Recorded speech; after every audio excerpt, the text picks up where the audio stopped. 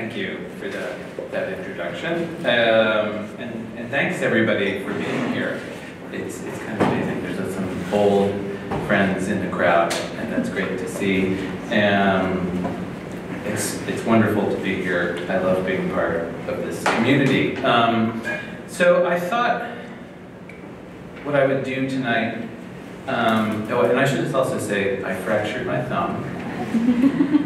I know this is like equal parts breakdancing, Hannibal Lecter, and possibly other things. I was doing guest artist studio visits last night with seniors at SVA, and I felt like I could hear all the conversations developing as I was visiting with them about after, like, who'd you visit with? Oh, that guy with the hand. So that's what's going on here, just to clarify. But I thought what I would do tonight was kind of, especially because of my role here, talk to you a little bit about the various roles that language plays in my work, and trace that a little bit across a few big projects, mostly recent projects, and kind of get at what it is exactly that I do in terms of being a writer, my different roles as a writer and a visual artist working interdisciplinarily. Yeah, so I wanted to start, and it's funny, we were talking just today about the pitfalls of beginning a book or a lecture with a quote in our art writing class, but so maybe I'm stepping on slippery territory here, but I wanted to kind of begin with two things. First, this quote that's been with me for a while, and then also a drawing as well. And the quote is by an Italian poet from the late 20th century, Andrea Zanzotto, and it says, "Io parlo in questa lingua che passerà." I speak in this language that will disappear, or I speak in this language that will pass. And then this image, which I wanted to put against it, I think in part because this quote points me to the fact that language is also a material and has a very physical presence. It calls to mind breath. It calls to mind something that exists in a space physically between us. So I put this image up here just to draw attention to the importance of materials, but also things that lie beneath the surface.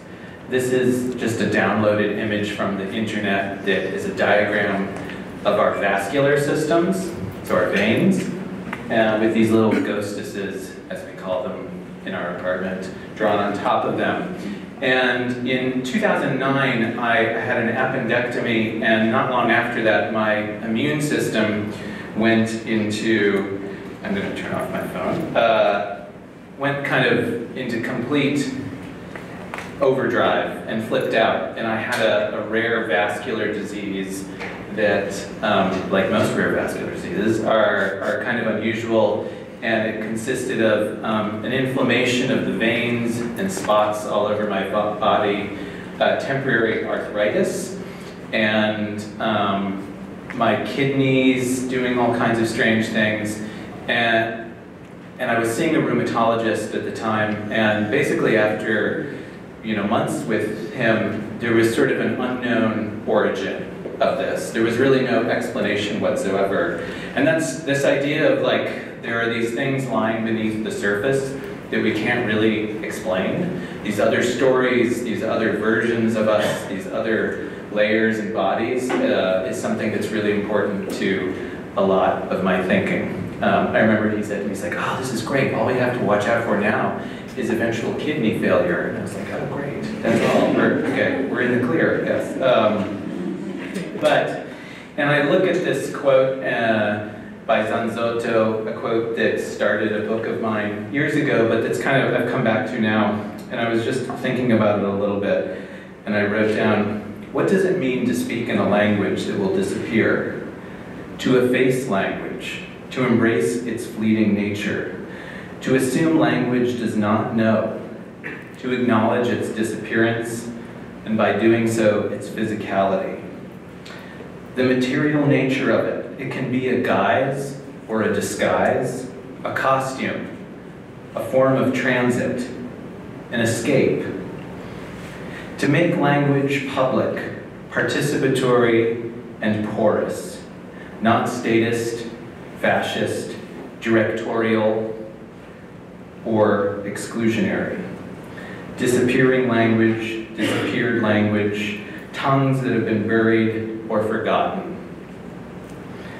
So, again, not to start with a quote and say it's all about this, but this, I just kind of wanted to put this in the air for you as we go forward. And I actually want to start with an older project from 2009 called, yeah, thank you, That Business of the Future Perfect, which requires a disco ball. And this piece feels really far away right now, but at the same time, I keep coming back to it, and it's a 2-channel video installation that was shown at the Bemis Center in Omaha in 2010-11. And when you see it, it's basically one large video projected in that space, a disco ball going during the entirety of the exhibition, and then a second video that's in a really small format in the corner. So I am going to show you the first video, and it's about 2.5 minutes, and then I will show you the second. You should feel free to dance if you'd like. And let me just say a couple more things about this. When I made this, I was thinking about trying to execute a piece, especially a video piece, that was as lo-fi and analog as possible. So all of the text comes from old rub-on type that was used in early graphic design. And the animals, the talking animals that you'll see, also come from that same material. And there are stickers, different graphic marks, and just a little bit of digital animation, but it's mostly just hand-done frame by frame.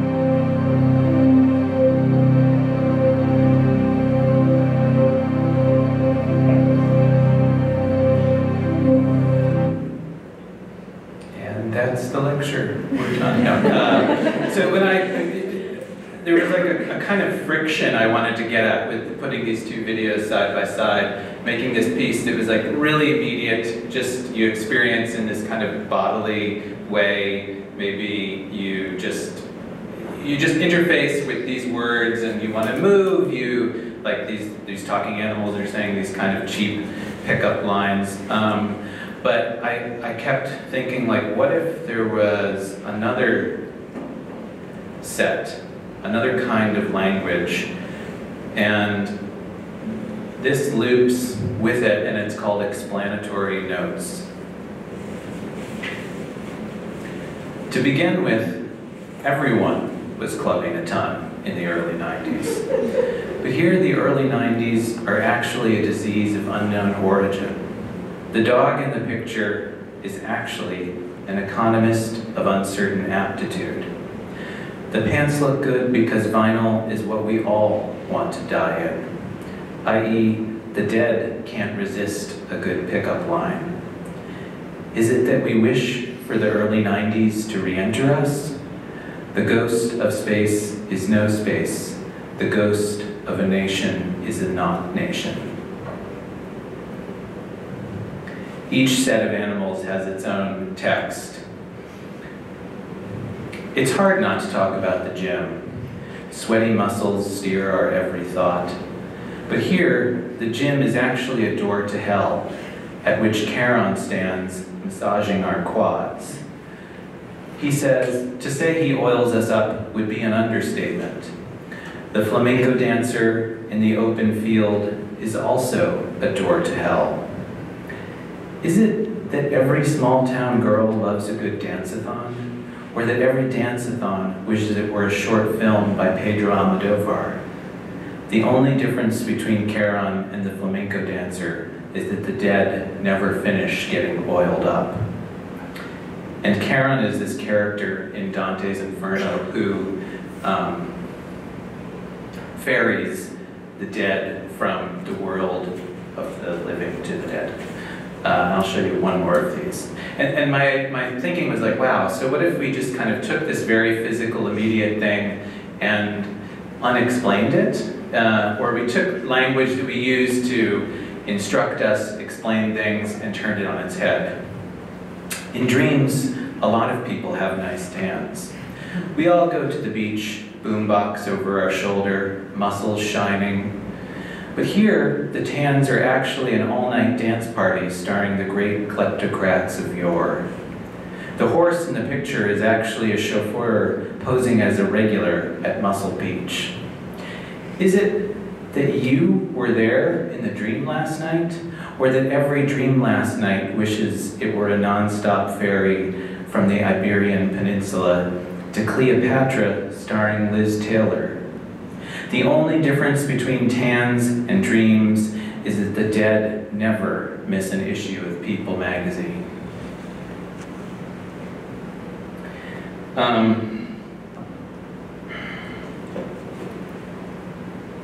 You know, it was, I wanted to have something that was lyrical, immediate, but also kind of seductive in both forms.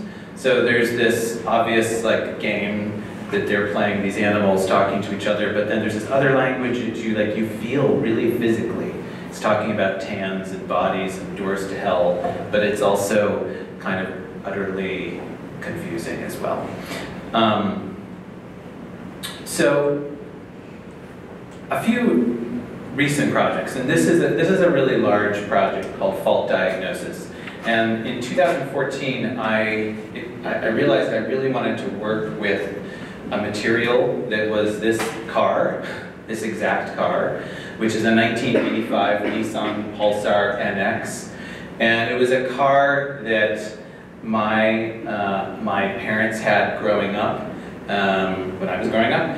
And it struck me, first of all, for its shapes and its forms, right? Like, we don't see cars like this anymore. We have these big bubble family tanks and monstrosities on the road. But this is all angles and edges, and so like 80s sci-fi too. And kind of DeLorean-like, but it's the DeLorean's, you know, less good younger cousin or something, I don't know, and it's available to everyone, which interested me a lot, but it also has this quality that it represented something to me that was a very shared public experience growing up in that time of kind of utopian dreams that we had that totally failed and fell apart, like the space race or trying to get to these other times and areas that this car contained. So I found this car on Craigslist, I bought it, I was living in Nebraska at the time and I drove it at like a really cool 57 miles per hour on the interstate from Maine to Nebraska as all these trucks went by me because I couldn't go any faster. And didn't quite have the exciting flair that maybe it had years ago. And at first I started working with it and I thought maybe I just wanted to make like a quick sculptural intervention, like I wanted to cut it in half. Then I realized that was a terrible idea. So I just started using it as a studio for a while and I drew in it, I made drawings, and got to know it a little bit. And there's all this great graphic design work on the interior as well. And then I took it to a residency with me and put gels on the two little pop-up headlights. And that was this moment where I discovered this entire world, beyond even the world that I knew, was in this machine. And at the same time, I got a hold of the car's repair manual, and I got really fascinated by this section in the repair manuals. They're called fault diagnosis. And they make these assumptions about what we know and what we can do. Like, you just need to know these things and you can fix anything, anywhere. And I wanted to think about like what happens when all of that breaks down. I mean, think of a set of IKEA instructions or something, I don't know, right? Where you just have these little bubble guys and it's like, just do these little things together. That's all you need, you'll be fine. But when that language fails us, what's released? And so from this, this very large 5-night multimedia piece emerged. It also has different versions and incarnations. I really love it when a work kind of goes beyond itself, and it's not that it's not finished, but it has other lives. So I'm going to show you, I'll take you through the 5 nights. There's video, live performance, collaborations with a few people, and I'm going to read you another text that's actually from a book which is coming out. I'm just going to make sure this audio level is not deafening, and and this kind of frames it, I think. It's called Autobiography, Automobility. From a very young age, I wasn't myself. Something happened early on that changed me. A little bit of me leaked out, and something foreign crept in. It began with a car, a red 1985 Nissan Pulsar NX. Or maybe it was white. I don't remember. It was a little clunky and vaguely futuristic, like science fiction turned into a pet. It began with me riding around in the car, which belonged to my father on a hot summer night in the mid-1980s, windows down, hair blowing. Panama by Van Halen was playing on the stereo. We were driving back from the video arcade. I was 10 or 11. You could smell the ocean. Reach down between my legs, ease the seat back. Reach down between my legs, ease the seat back. Reach down between my legs, ease the seat back. Reach down between my legs, ease the seat back. Or maybe everything was just stuck on repeat. Actually, it began with 1986. I remember because we'd played the new arcade game Aliens, based on the second movie in the Alien franchise, starring Sigourney Weaver, directed by James Cameron. It came out that same year. I hadn't seen it, but I was obsessed with anything intergalactic. We spent almost a roll of quarters on the game alone, blasting through the neon pink and purple aliens trying to attack. It was August. 3 years and several months since Return of the Jedi had been released in theaters. 1 year and 1 month until Star Trek: The Next Generation would air for the first time on September 28, 1987. 6 years still until the Houston Space Center would open to the public. It was a crisp, warm summer night. We had just ridden the bumper cars before leaving. It also began with a green light and a red light and some confusion. There was a flicker. The drunk driver sped through the intersection. We were crossing slowly in a small Nissan Pulsar when he hit us. After that, I don't remember.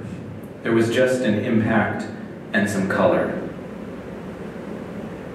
1986 was a strange year for science and for fiction. Our dreams of other worlds and future tenses were being jolted. Just days after the Voyager space probe made its first encounter with Uranus on January 25th, the Space Shuttle Challenger disintegrated before our eyes on television. 2 months and 7 days after the Soviet Union launched the Mir space station, the Chernobyl disaster happened on April 26th. On September 8th, the Oprah Winfrey Show premiered on television. On October 1st, Ronald Reagan signed the Goldwater-Nichols Act. On October 21st, Oliver North and his secretary started shredding documents that implicated them in selling weapons to Iran. On December 20th, 3 African-American teens were assaulted by a group of white teens in Howard Beach, and one of the 3, Michael Griffith, was run over and killed while trying to escape. 3 days later, Voyager completed its first non-stop circumnavigation of the Earth. It was a strange year for trying to remember and trying to forget. After what seemed like several days later, I woke up in a room that felt like it had been waiting for me since the beginning. My head hurt, that's all I remember.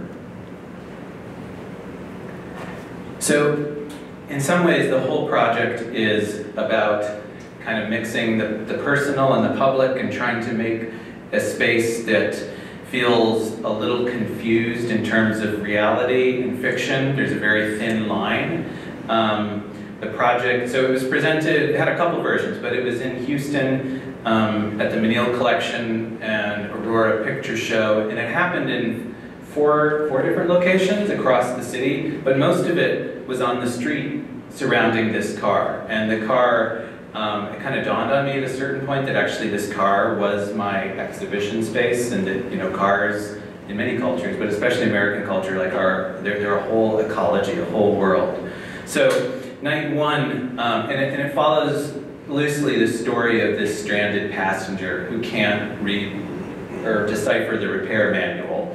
So night one, you encounter the passenger. Night two, there is a mechanic of sorts who plays a tune to operate on him. Night three is post-op. Night four, the passenger has disappeared, and the car itself turns into a cinema, and you get inside and watch a short film that's at the heart of the whole project. And then the final night is an installation that's sort of like getting into the guts of the manual itself. And there's also an app that goes with it that's GPS triggered, and each night has a story you hear, and so you can download the app. It will tell you where to go, and you hear content relating to each night. Content that kind of like, maybe you came to it on time, maybe you were a little too late. It's unclear what actually happened and what didn't. And you find the car in a state that would just be like where you'd find any other car. There was a version in Long Island City. This is in Long Island City, and it looks like it's been, you know, it's in kind of total disrepair. It's been there for a while. And you see this person who's the passenger. Everything's kind of coated red and green, wandering around. And then the second night, the app tells you to go to the car, and the passenger's dying, essentially, inside of it.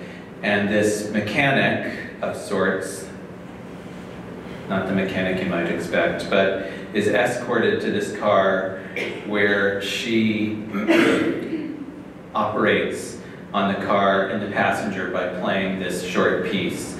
And these two figures in hazmat suits push the car back and forth.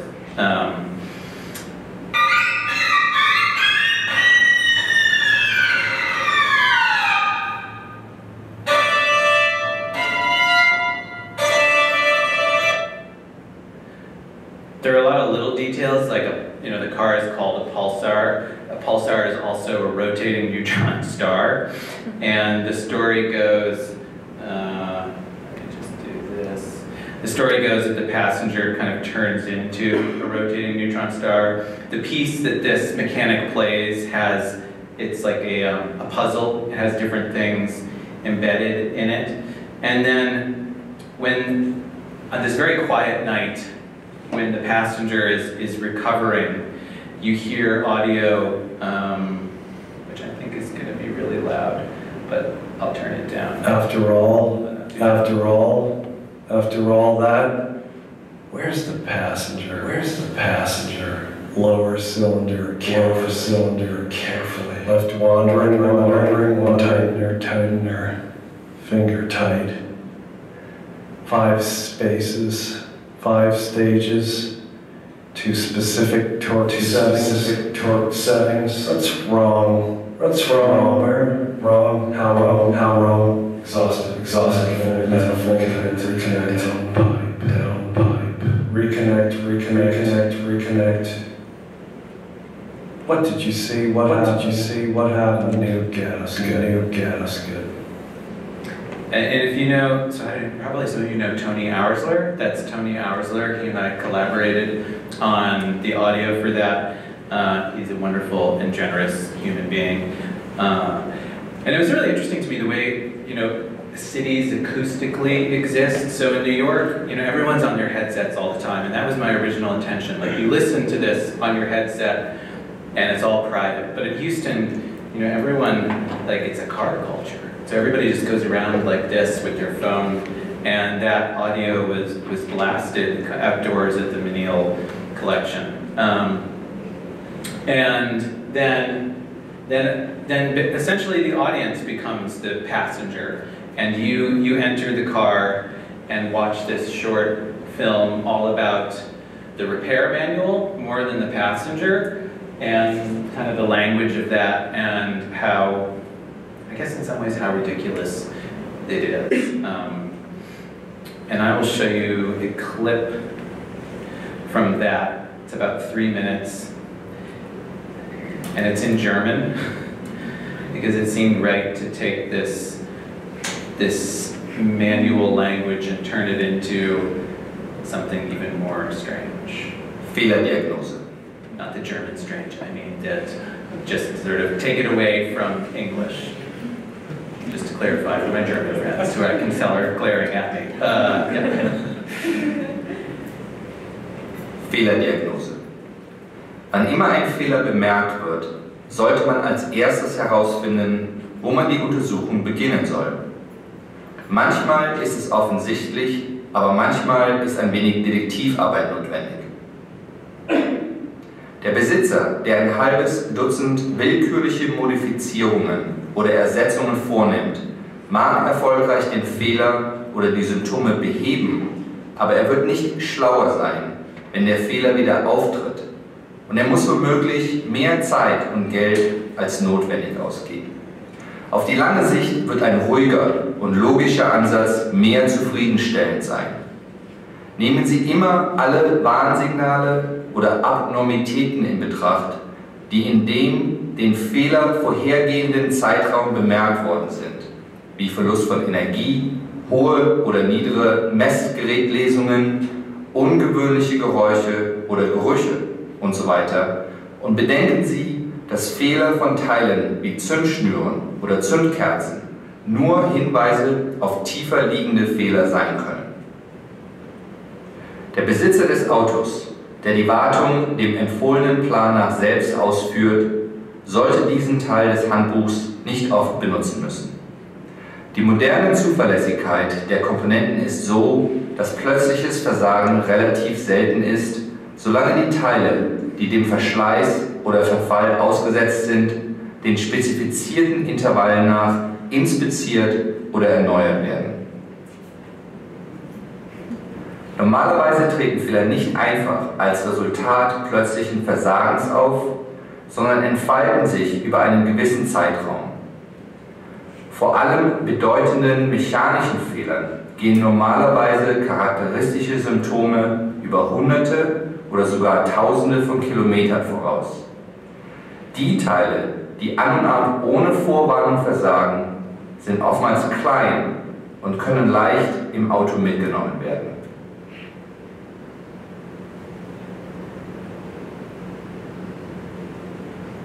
Die folgenden Seiten sind dazu da, im Falle einer Unfähigkeit zu starten oder einer Panne auf der Straße zu helfen. Am Ende jedes Kapitels gibt es auch eine Fehlerdiagnostik-Sektion, die konsultiert werden sollte, falls die vorangehenden Kontrollen sich als unzureichend herausstellen sollten.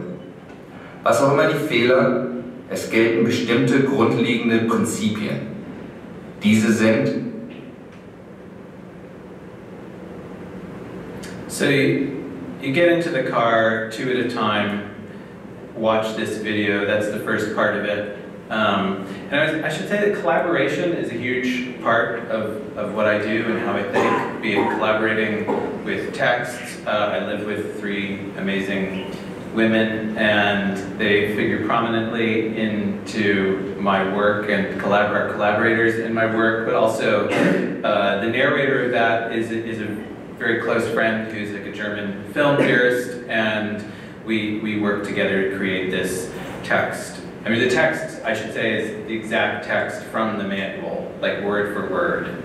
So nothing was adjusted there other than it was translated. And then it ends with this installation that's just, it sort of pulses red and green light, immerses you in color, and surrounds you with a wallpaper that's made from the manual I had made from the wiring diagrams of the manual. And you experience the work just kind of bathed in the light and these drawings.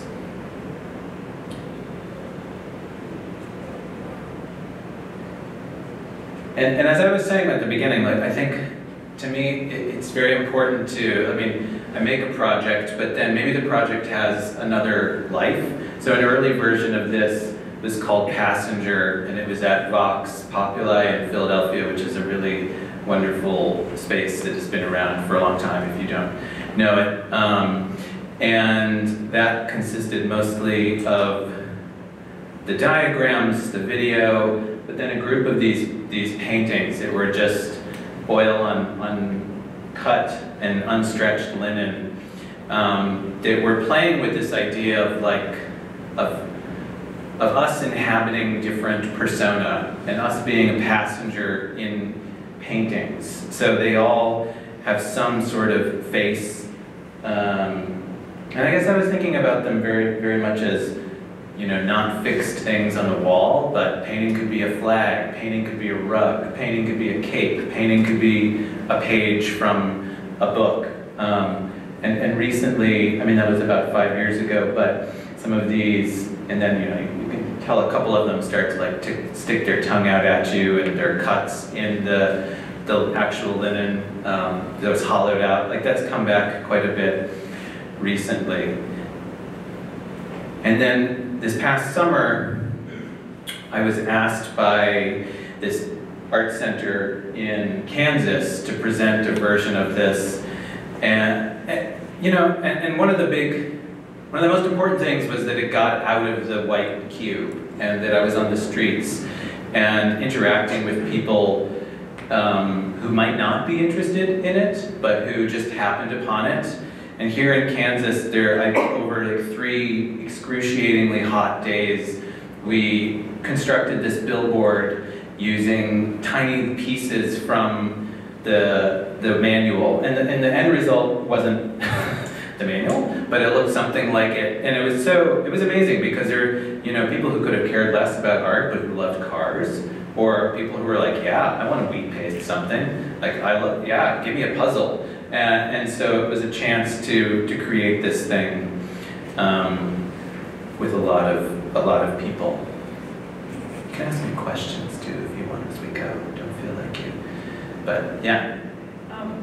So you said that people could engage with it. How were they helping form that? Yeah, okay, that's a good question. So it was blank, and it just had a few of these spray painted ghostesses on there. And we had basically it was pretty simple. We had a key, and it was like, this is what the puzzle looks like. And anybody stopping at a huge, like gigantic pot of wheat paste and little pieces, and they got to play with it and try to figure it out. And reconstruct. And of course, there were a lot of mistakes, and that became part of it as well too, like how many errors could be integrated, and that opened up like a whole new direction. So that's how they really, I mean, I did very little. I was just like, yeah, good job, go. But yeah. Other questions? So, I threw this photo in there because words are really big, as I spit them, are a really important part of what I do, but so are materials, and I grew up in a very material landscape with a meticulous realist painter, and so this is, and every space for most of my life that I grew up in was like, this was in a building called the Chemtron building, such an amazing name, and it sounds like something's bound to go wrong there, or, you know, or be bred, like a copy of us, and then an old firehouse, a lot of unusual studio spaces, and that was what I knew. So I grew up literally, some of my, like I thought until I got to 6th grade and my whole world was destroyed. You know, I thought it was normal to do things like gesso canvases and clean brushes as your household chores, but then I quickly was told that was not the case. And this was in a town in Massachusetts. It was a very like working class poor town until recently, like many places like this is now a postcard, but this was the studio that I think I was probably about 2 at the time, that my room was over there, and it was this building, the Chemtron building, so there were things like weird vats and glass things, oscilloscopes, you know, all kinds. So that was like, that, I love that kind of stuff. And I lived for quite a few years in Nebraska, and and that's a whole other story for like another talk, but just in like the brief version of that. But the last studio I had was in a space that the warehouse, and I know that, you know, of all the people who can appreciate spatial dimensions, those of us here can in New York, but like, so the building was 126,000 square feet. And it housed a flea market, an auto repair shop, and a lot of stuff of this guy's. And then a few studios. I had like a small 3,000 square foot studio for, you know, a fraction of what I now pay for 300 square feet. But there was like this real connection I had with these things, like old technologies, or just like the notes that you find in these worlds, like on this yardstick there that's sticking out that says "Save for Blower." I mean, who knows, right? You know, or these little wipes. but just the presence of objects and materials.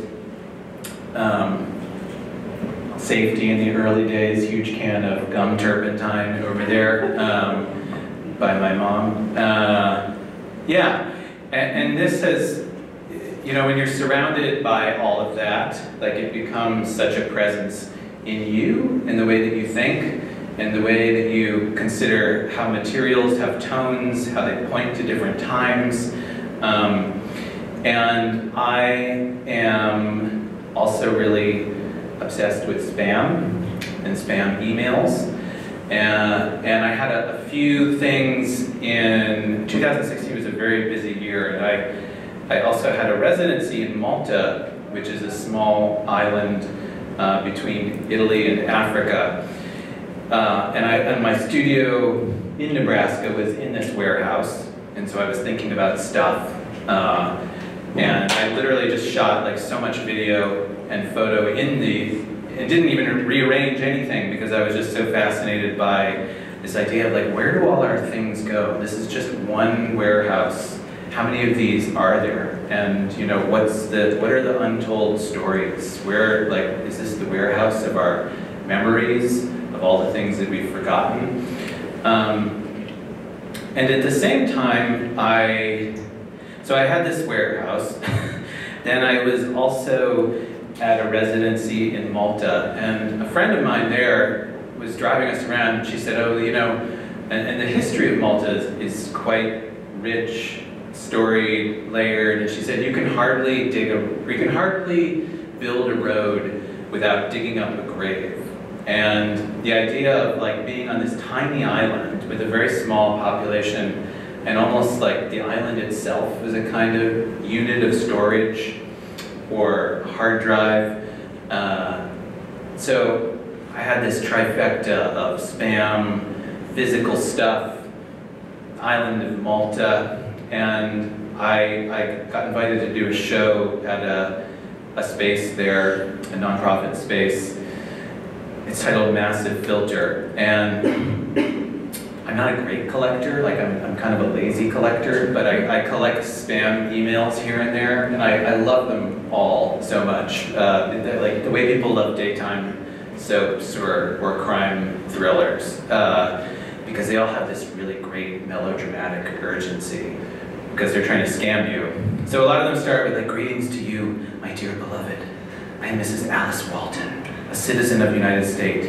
I bring to you a proposal worth $1 billion, is that $1 billion, I guess? I don't even know. $1 billion, which I intend to use for charity, but I am so scared because it is hard to find a trustworthy human on Earth. So there are a lot of these like similar tropes. One of them is like, oh my gosh, somehow I have so much money and I want to share it with you. And I found you somehow, and that's one. The other one is that like I can't trust anyone. I've been sent to you inexplicably, somehow. Often there's divine intervention, but God knows you better, and He knows why He has directed me to you at this point in time. So do not be afraid. Oh my God! I mean, they're just, you know, and like weekly you can pull these up. I found one the other day that one of my favorite tropes is the box that's at the airport waiting for you. There's like a huge black box. You couldn't get through customs. Duh. And it has your name on it, of course. So they need you just to come sign a few papers. But yeah, I am Mr. Philip Morganti, Head Officer in Charge, Administrative Service Inspection, Agency JFK, John F. Kennedy International Airport, located in Queens in the southeastern portion of New York City. And it's also that excessive detail, like the, you know, southeastern portion of New York City. Anyway, I love these, and I gather them. And I built a project, a video and drawing installation around these, and I'm going to play you just a bit of, it's two channels, and they're the same text in English and Maltese, and... Yes, it's not a joke. I just got word from an old friend. His cash system went live today. Yes, after 3 months of testing. I just got waiting for me right here. His cash system went live today. How can you trust a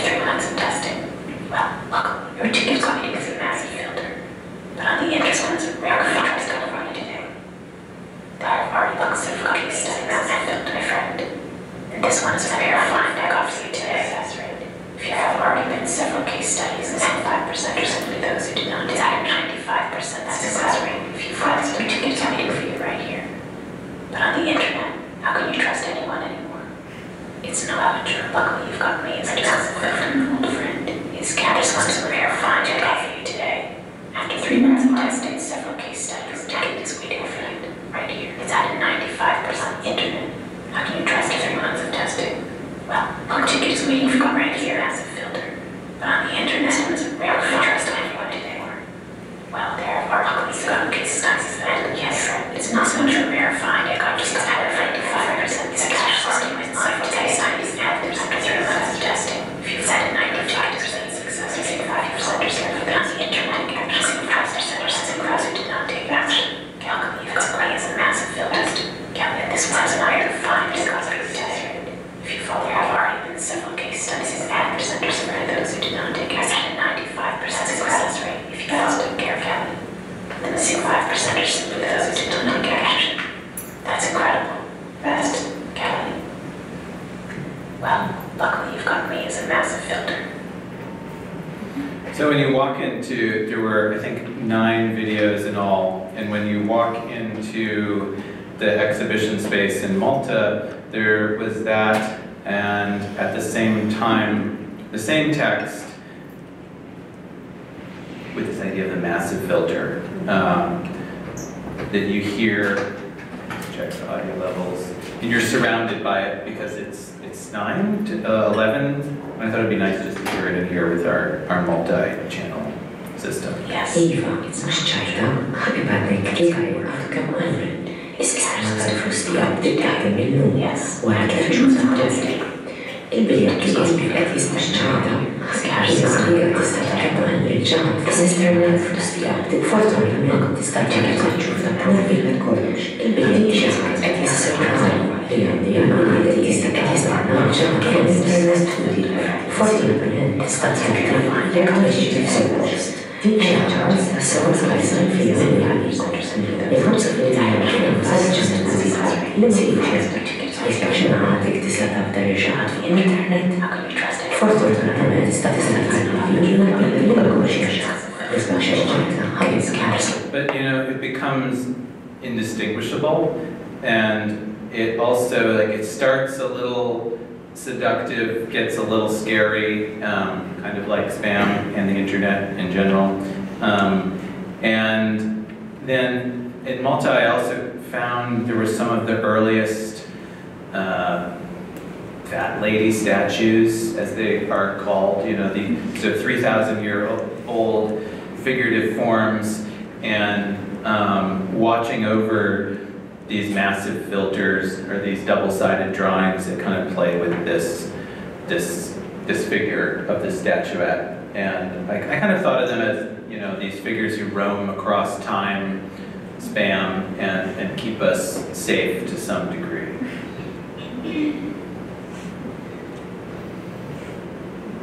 That's, okay. That's another spam project. I'll skip that for now. Just any other questions? Anything as we're going? Should I do this first, or do you want to do the other thing? Yeah, okay. As she gets ready, this kind of leads into a collaboration I have that's a more defined collaboration than just collaborators. So I made a year of drawings, a drawing a day, every day, from 2017 to 2018 for Donald. And as a curator was just saying to me recently, it's like dictators need to be cared for, right? They need to be kind of coddled and spoken to like children and treated gently. So every single one of these begins, Dear Donald. And they were just a way of engaging every single day. And in a time when, I mean, I've always been interested in the blurring of reality and fiction, more so than ever. That is quite prominent in our culture. But also the idea of that, like, maybe someone needs to take care of language. Maybe someone needs to be a custodian for language as it gets thrown around, abused. And so I did one of these every day. There are a few series within the series. And they all start, Dear Donald. Dear Donald, What luxury to be indifferent to maps. Dear Donald, do you ever tune in to Radio Out?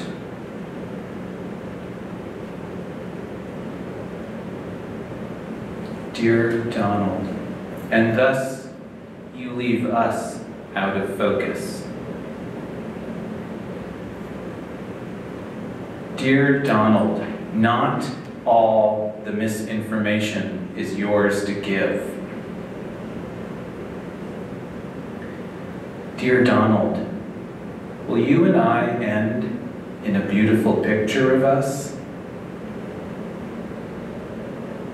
When I started making them, I tried to link them to daily events, but then I just was like, oh my God, I can't even do this after a while. So I just let that go, and I wanted them to then have some turn of phrase or some like thought, an actual thought that we could interject into the world.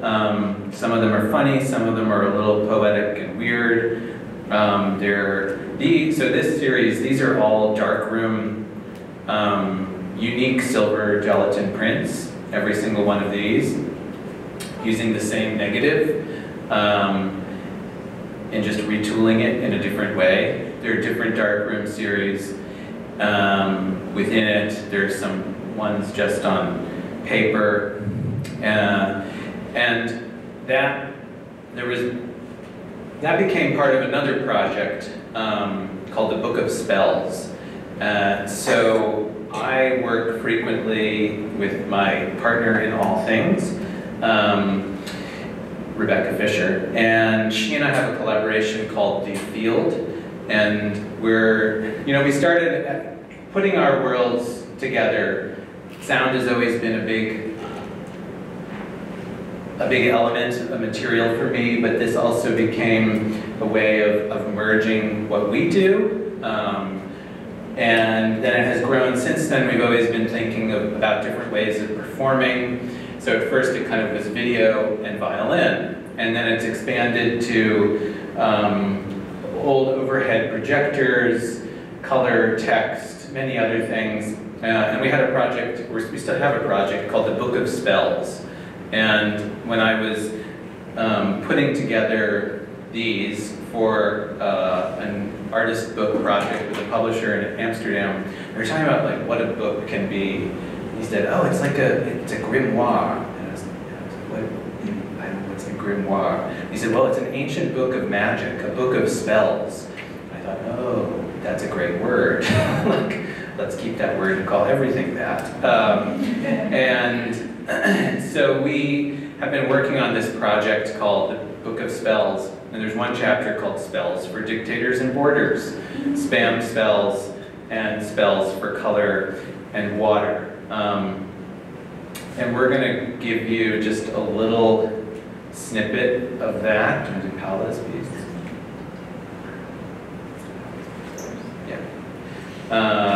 Yeah.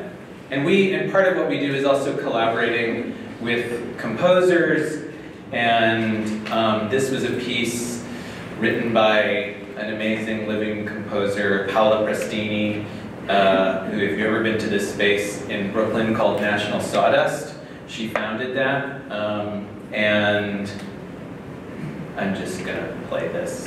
It's about what we'll do is about 3 minutes. Let me just go forward.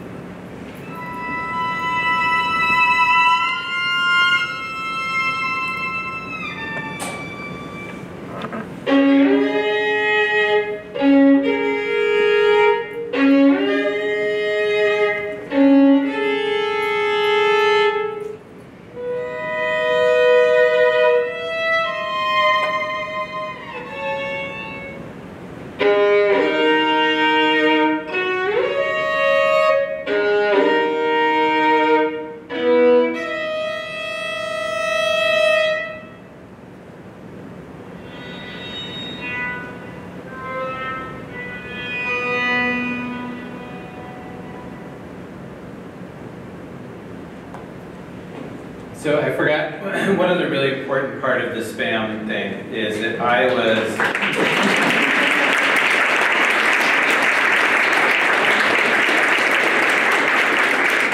and you should, if you're free next Tuesday, right?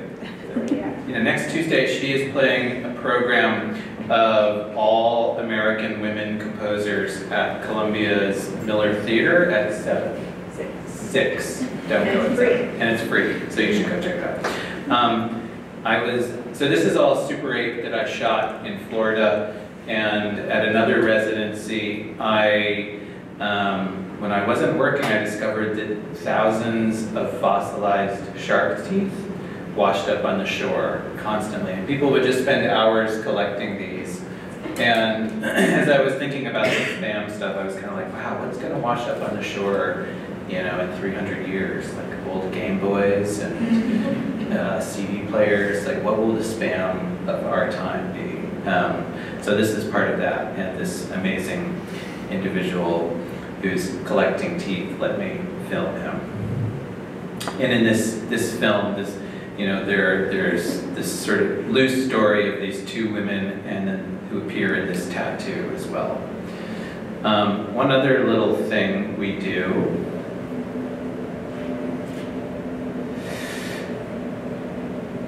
there's a really amazing West Coast composer. His name is Byron O. Young, and he wrote a series of works called Water Partitas. And you probably, even if you don't read music, you might look at this and say, this doesn't look like what you'd expect from a page of music. And he researched, was it 54? 54 states of water, and wrote these short pieces that are like a minute each, improvised, and they all have these amazing names that are combinations of the different states. So we're going to do 2 of those for you.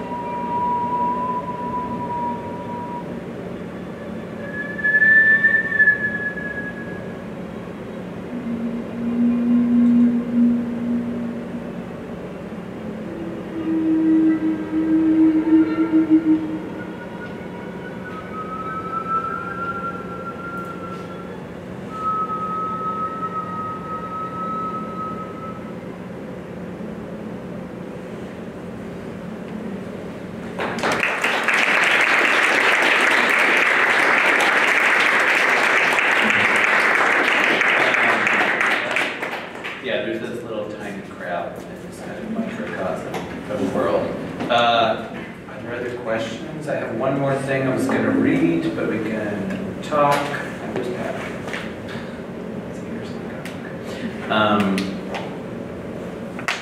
Yes.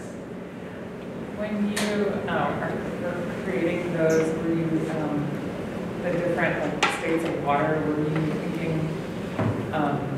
that some were more like reflections of like that? Some were more visual, or some were more like sonorous, or balance of those?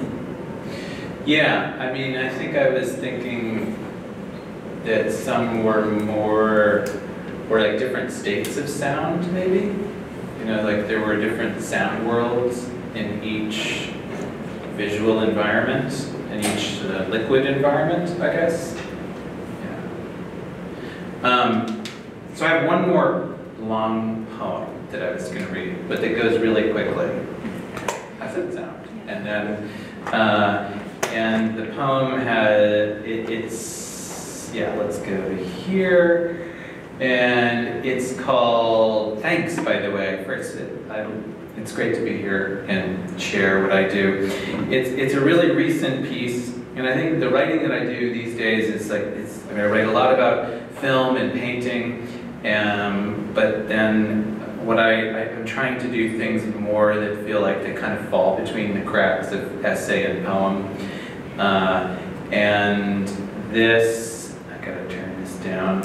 This is a new piece that's coming out in the Brooklyn Rail in June, and it's called Advil Cream Cheese Compromat for free in the food machine. And compromat is a word that some of us just learned for the first time in 2017, which is the Russian word for blackmail. And I wrote this piece, and it's kind of like I wanted to get at this state of things. I guess that's how I kind of consider it. And it has a few bad words in it, sorry. And I'm going to start, I sort of feel like this song, there's a kind of frenetic nature to it. This song this is like the spirit animal of this poem.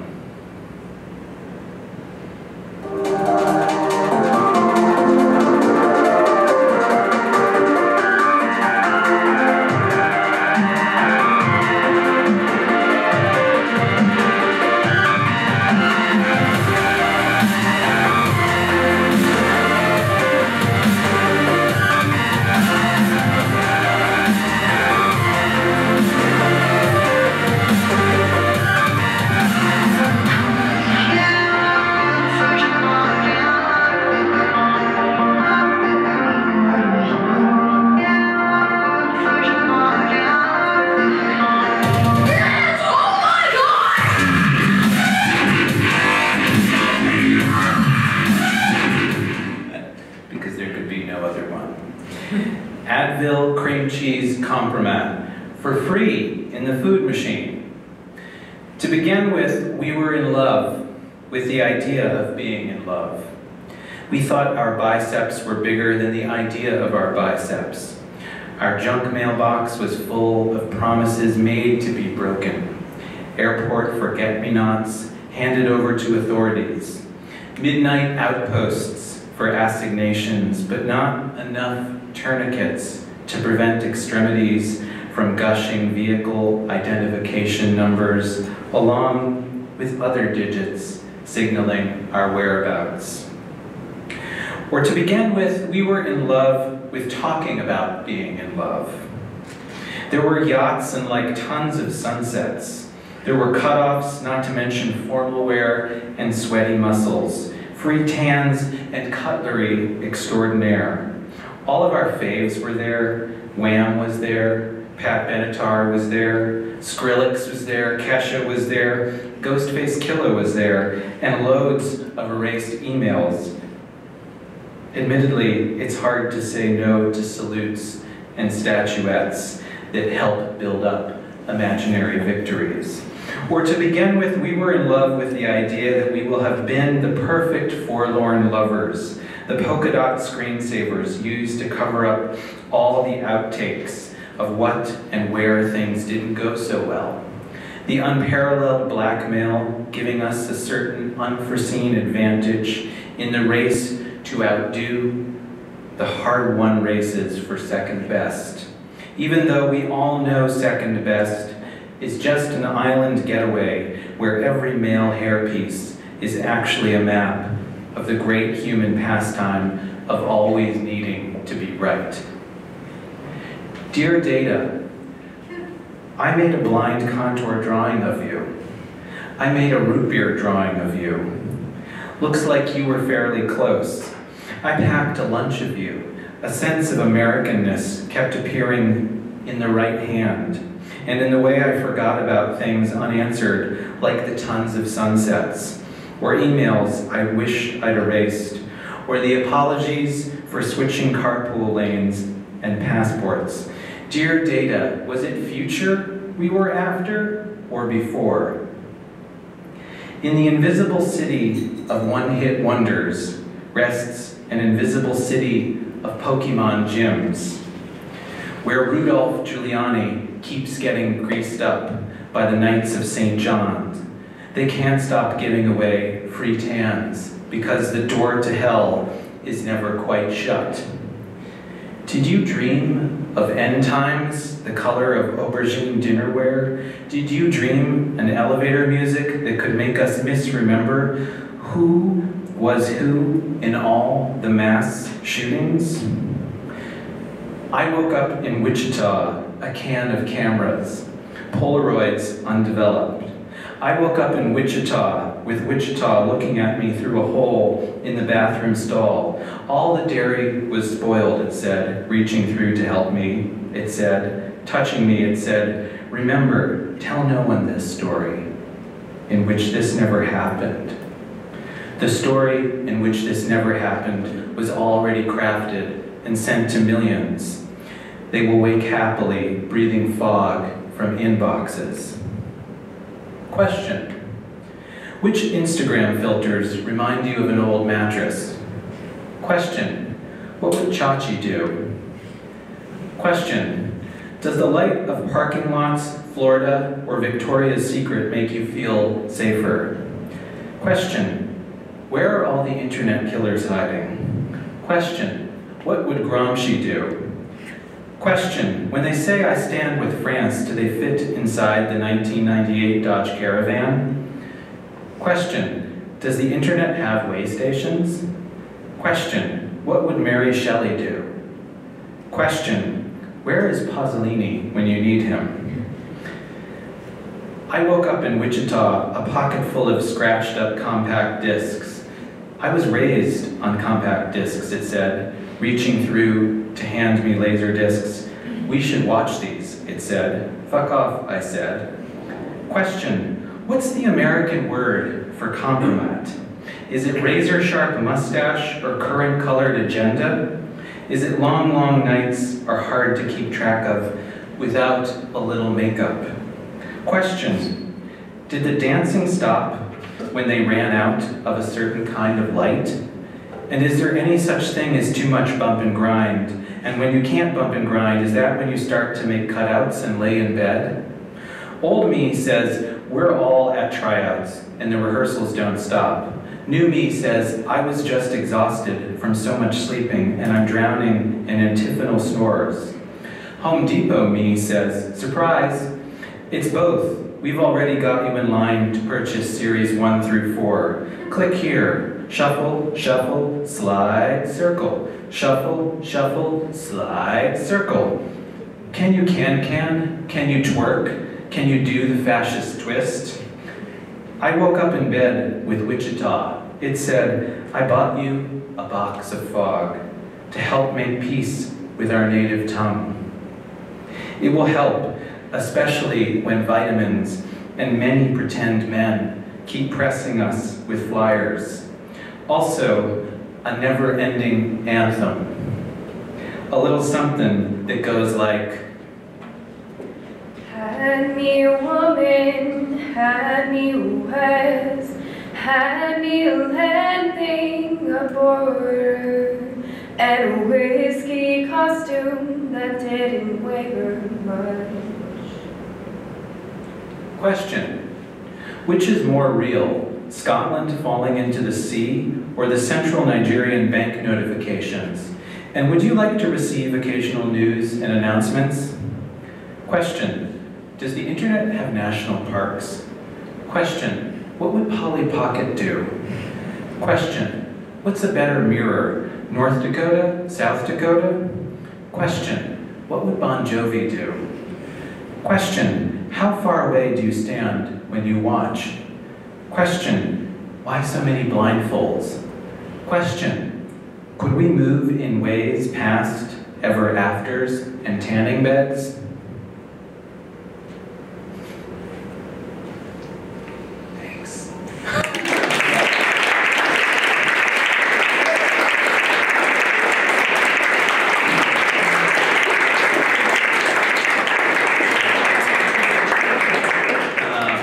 Thanks to Mafaso, and I'm happy to answer questions or just have